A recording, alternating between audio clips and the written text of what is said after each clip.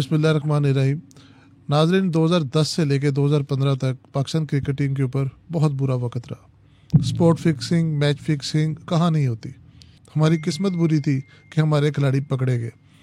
खान साहब, किस तरह पकड़े गए ये खिलाड़ी, और क्या ये सिर्फ पाकिस्तानी खिलाड़ी मैच फिक्सिंग और स्पॉट फिक्सिंग करते थे? क्या बाकी खिलाड़ी जो है वो बहुत तेज़ थे या वो करते ही नहीं थे? ये ऐसा होता है कि पूरी दुनिया में होता है, काम हर जगह पे हो रहा होता है।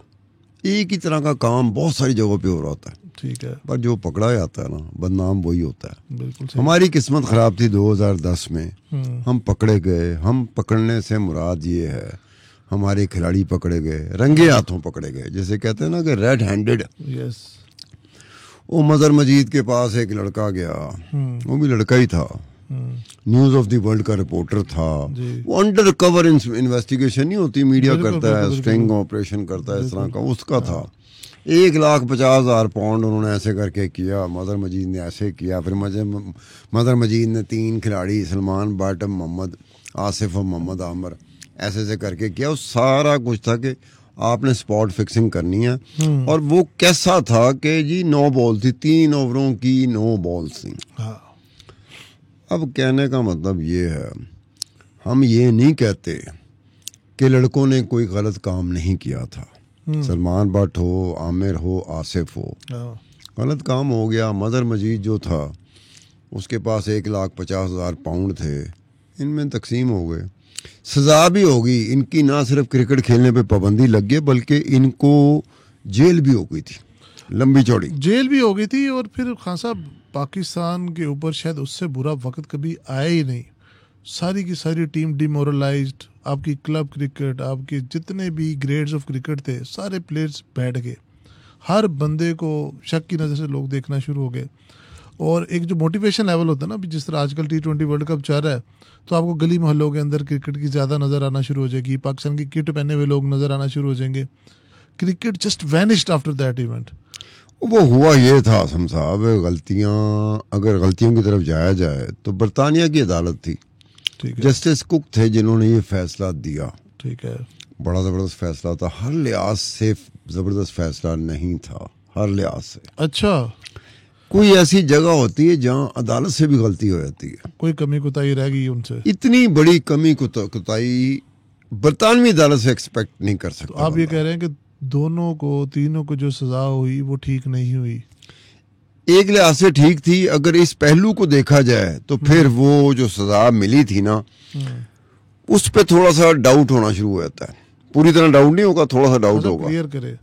आप कह रहे हैं कि एक लिहाज से सजा बिल्कुल ठीक थी, लेकिन अगर केस को सही तरह सुना जाता, तमाम पहलू देखे जाते, तो शायद सजा माफ हो सकती। यार, गलती एक आसिम होती है, गलती बहुत ही बड़े बड़े बंदे से भी हो जाती है और अदालत से भी हो जाती है।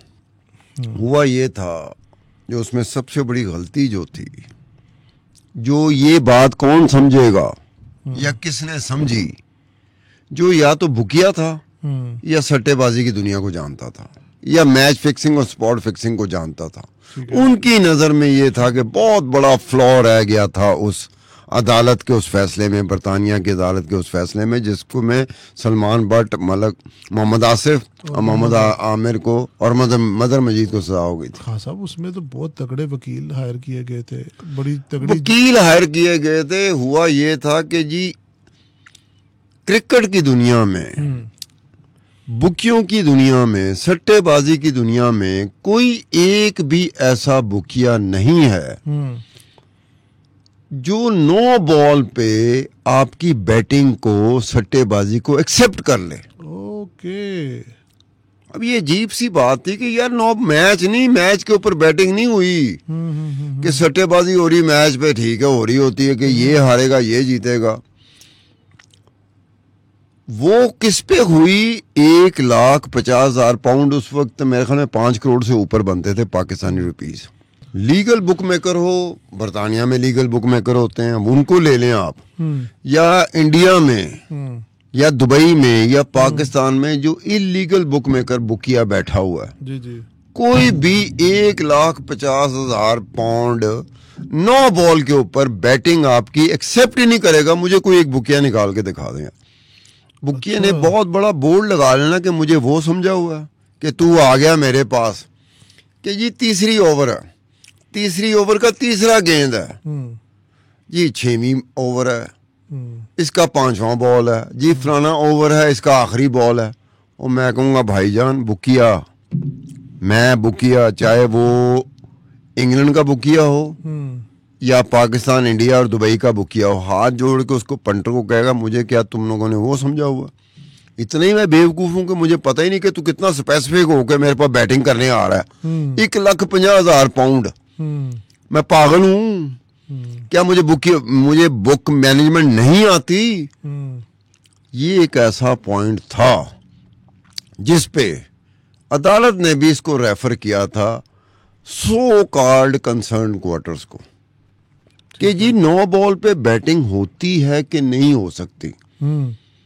आप बुकिए हो, मैं पंटर हूं, मैं सट्टेबाजी करता हूं, मैं आपके पास जाऊंगा ना, स्पेसिफिक 3 ओवर बताऊंगा कि ये ओवर है, इनकी फलानी फलानी बॉल है, मैंने उस पे 1,50,000 पाउंड बेट करने हैं, सट्टेबाजी करने हैं। आप हाथ जोड़ लोगे भाई, चाय पिए और जाए यहां से। इतना स्पेसिफिक हो के आए हो।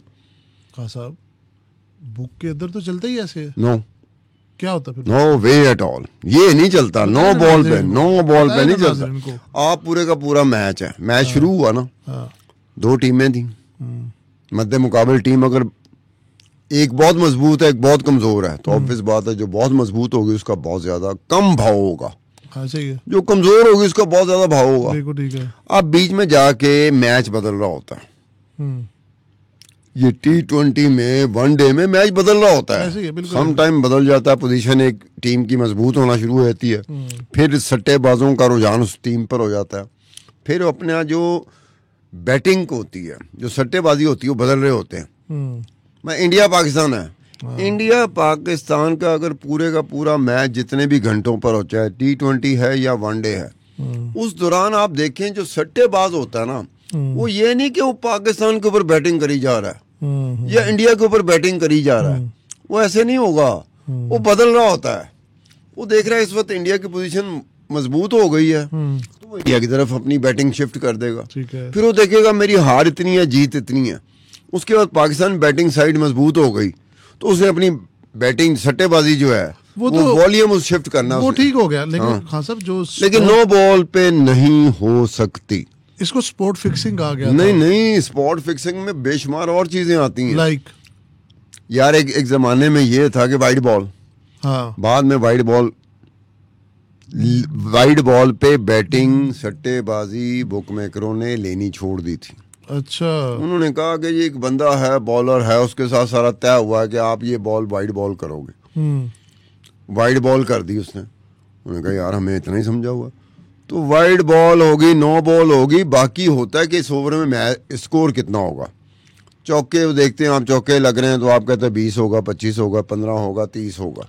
जो मैं समझता हूँ, एक जब अदालत मांग रही होती है ना एक्सपर्ट ओपिनियन कि फलाना मामला है, इसको ज़रा देखें, बताएं। इस तरह जस्टिस कुक जिसने फैसला दिया था, उसने भी ये मामला रेफर किया था कि क्या 9 बॉल पे बैटिंग एक्सेप्ट कर सकता है बुकमेकर के नहीं। हाँ, जस्टिस कुक ने किया था रेफर, तो फिर उसमें क्या बड़ा कॉम्प्लिकेट उसमें हुआ था। अब 2 बंदे हैं इस वक्त मेरे जहन में आ रहे हैं कि जो सीबीआई थी, सीबीआई ने 2000 में एक इंक्वायरी की थी मैच फिक्सिंग की, बहुत बड़ी इंक्वायरी की थी।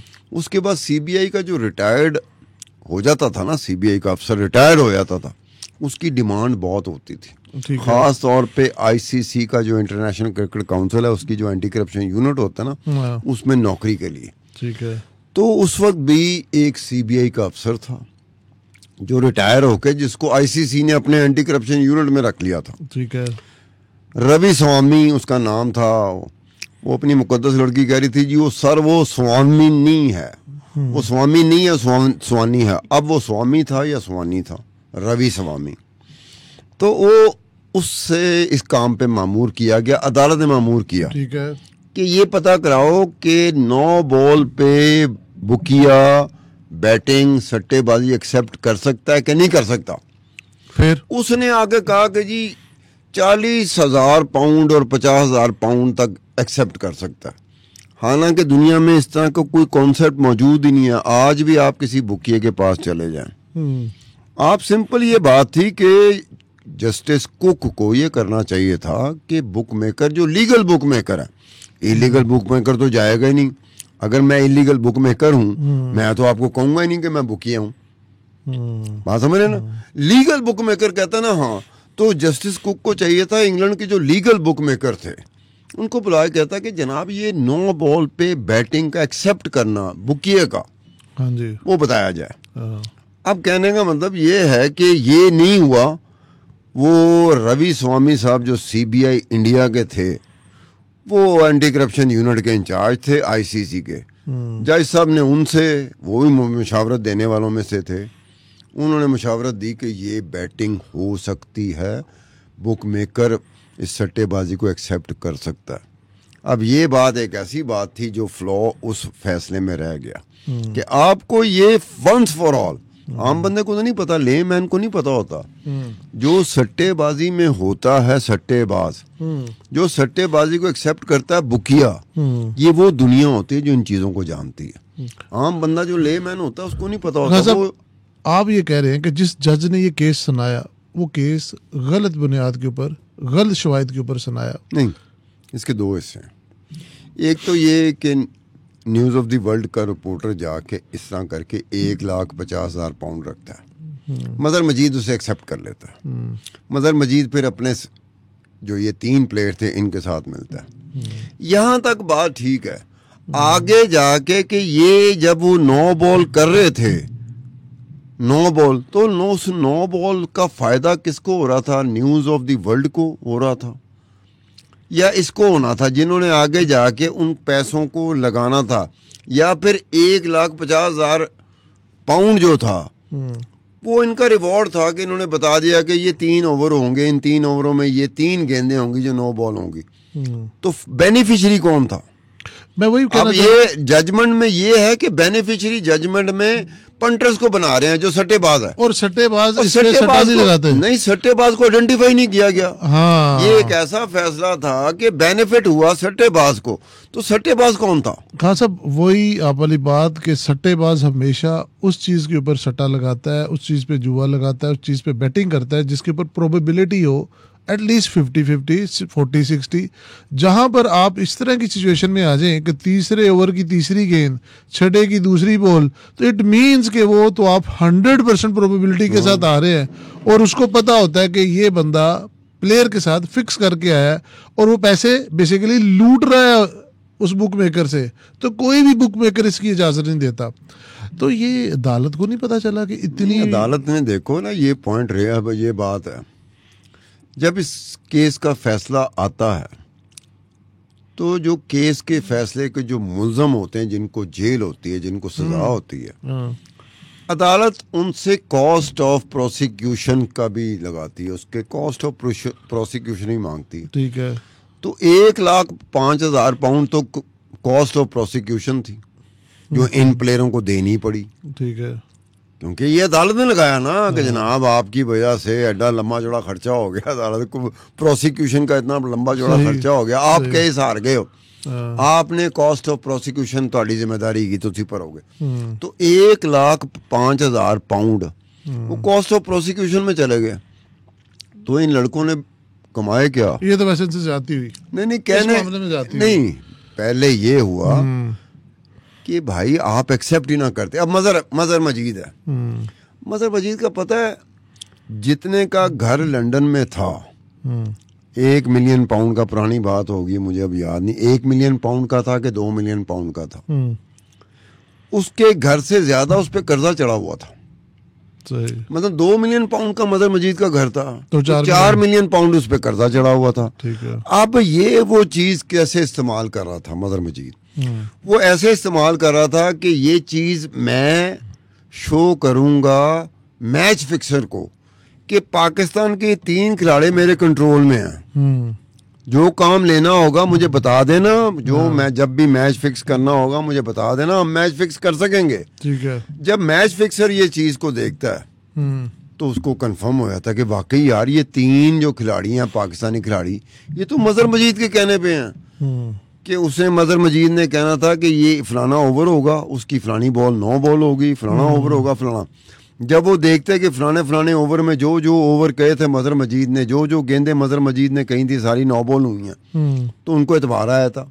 उन्होंने डील करनी थी मदर मजीद के साथ। तो मदर मजीद ने पैसे कमाने थे, पैसे फिर उसने जो कमाने थे तो इन प्लेयरों ने भी कमाने थे। तो खासा वो बुक लगी नहीं उसकी क्या? वो उससे पहले ही उसे क्या पता था कि न्यूज ऑफ द वर्ल्ड का ये जो स्टिंग ऑपरेशन है, ये न्यूज ऑफ द वर्ल्ड मुझे फंसा रहा है? नहीं, वो तो फंसा रहा है। उसने तो करना था मैच फिक्सर को, कि मैच फिक्सर को मैं ये कहूंगा कि देखो ये लड़के मेरे कंट्रोल में हैं। ये पहली एग्जांपल है एक। मेरी बात सुने आसिम, आपने मैच फिक्सर को क्या यकीन दिलाना है? आपने उसको यकीन दिलाना है कि मेरे कंट्रोल में कौन कौन सा खिलाड़ी, कौन कौन सा प्लेयर, कौन कौन सा क्रिकेटर है। आपने ये यकीन दिलाना होता है। उसके लिए 9 बॉलें कराई गई, उसके लिए 9 बॉलें हुई। उन्हें कहा यार मेरा ये काम हो जाएगा, मेरा कर्जा भी उतर जाएगा, फलाना भी उतर जाएगा, ये लड़के भी बेचारे कहीं चले होंगे। अब इनकी रिकवरी देखो, जब इनकी रिकवरी होती है, मसलन के इनके पोजेशन में कितने पैसे थे जब बाकायदा रेड होती है, तो सलमान बट के जो पोजेशन में थे 2500 पाउंड थे, ठीक है, उसके पोजेशन से जो बरामद हुए, और 1300 या 1500 पाउंड जो थे ना मोहम्मद आसिफ के बरामद हुए। इनके अकाउंट में मतलब 13,000 पाउंड, 24,000 पाउंड, 23,000 पाउंड तो उसके अकाउंट में थे मजहर मजीद के। अब इसमें भी एक फ्लॉ है कि अदालत पूरी तरह जो रकम थी $1,50,000 वो बरामदगी का जो प्रोसिक्यूशन ने कहा था उसमें $1,50,000 पाउंड नहीं बनते। कैश ये थे 2500 पाउंड, 1300 पाउंड, 1500 पाउंड, इनको मिलाओ, फिर बैंकों में जो इनकी बैंक अकाउंट में पैसे गए थे उनको मिलाओ, $1,50,000 पाउंड नहीं बनता। या तो फिर बाकी पैसे खर्च कर लिए होंगे। अब जब बाकी पैसे खर्च करें तो उसका भी आप होता है कि आपने लंदन में कहाँ कहाँ जाके शॉपिंग की है, रिकॉर्ड हो जाता है, सारा कुछ पता चल जाता है, वो पता चल जाता है। और $1,05,000 पाउंड तो इनको कॉस्ट ऑफ प्रोसिक्यूशन देना पड़ा। ये लंबी इनिंग खेल रहे थे, ये प्लेयर भी खेल रहे थे, मदर मजीद भी खेल रहा था, मैच फिक्सिंग की लंबी इनिंग खेल रहा था। लेकिन ये हादसा हो गया। न्यूज ऑफ द वर्ल्ड ने अपना खेल खेला जैसे हम जर्नलिस्ट खेलते हैं, और वो पकड़े स्टिंग ऑपरेशन होता है उसमें उसका सारे का सारा जो खेल था मजहर मजीद का, वो सारे का सारा खेल चौपट हो गया। आने वाले वक्तों में ये इस तरह की चीज होनी थी जिसका प्रीएम्प्ट नहीं कर देते आप, वो प्रीएम्प्ट हो गया था। लेकिन ये बात जो है ना बरतानवी अदालत के रहेगी कि इन्होंने 9 बॉल के ऊपर बैटिंग बुकिया एक्सेप्ट करता है कि नहीं करता, वो एक चलता रहेगा, सारा वो लूप बोल रहेगा कि जनाब इसके साथ आप इसको रैप अप करेंगे। नाज़रीन, लुब्बे लबाब इस सारी डिस्कशन का ये है कि हमारे जो तीनों प्लेयर्स थे उनको सजाएं तो दुरुस्त हुई, उन्होंने एक गलत काम किया, लेकिन उस सज़ा का एक पहलू था कि 9 बॉल्स के ऊपर कहा गया कि जुआ लगा है, बैटिंग हुई है, जबकि 9 बॉल्स के ऊपर जुआ और बैटिंग नहीं होती। मजहर मजीद ने वो 9 बॉल्स कराई थी इसलिए कि वो जो बुक मेकर्स है उनको कॉन्फिडेंस में ले सके कि ये 3 मेरे अपने खिलाड़ी हैं, ये कल को मैच भी हरवा सकते हैं और ये इनको मैं जो कहूँगा वो करेंगे। बहुत ही दुख भरी कहानी है पाकिस्तान के लिए, बहुत ही शर्मिंदगी वाली कहानी है। इसके ऊपर बहुत बातें हो चुकी हैं, अभी हम बहुत आगे आ गए, लेकिन वर्ल्ड कप चल रहा है, कुछ खिलाड़ी अभी भी हमारी टीम का हिस्सा है, हमारी पूरी सपोर्ट है उनके साथ, लेकिन इसमें कोई शक नहीं कि बुक मेकर्स अभी भी फाल हैं। अभी भी Pakistan, India, Dubai, USA, West Indies, UK के अंदर बुक्स ओपन है, मैचेस के ऊपर उसी तरह से जुआ लग रहा है और मज़ीद सख्ती की ज़रूरत है। हमारे प्लेयर्स को मज़ीद प्रोटेक्शन की ज़रूरत है इन लोगों से। With that, thank you Khan sahab for your time. See you इंशाल्लाह इन द नेक्स्ट पॉडकास्ट।